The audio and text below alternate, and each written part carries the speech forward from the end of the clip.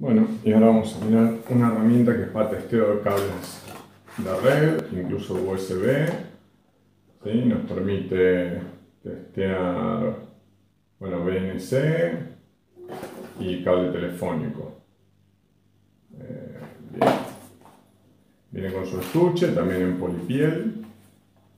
Abrimos, acá tenemos el aparatito, al frente tenemos todo lo que es la lectura.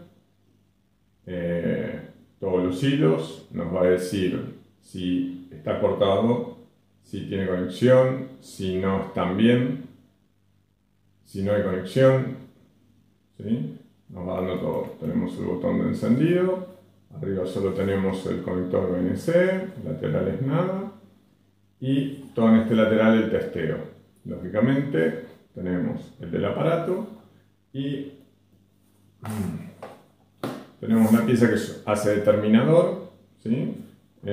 Para poner en otra punta. Vamos a hacer la prueba. Bueno, aquí trae el conector BNC para probar. La realidad que ya en BNC ya nada. Bueno, coaxil podríamos probar por este tipo de conector. Podríamos probarlo, pero bueno, no es para otra cosa.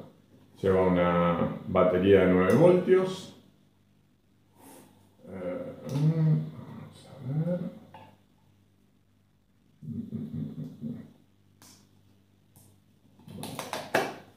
Vamos ahí. Cerramos. Bien. Me dice la batería está bien y me da no conexión porque no tengo nada conectado, lógicamente. Tengo aquí preparado un cable de red, ¿sí?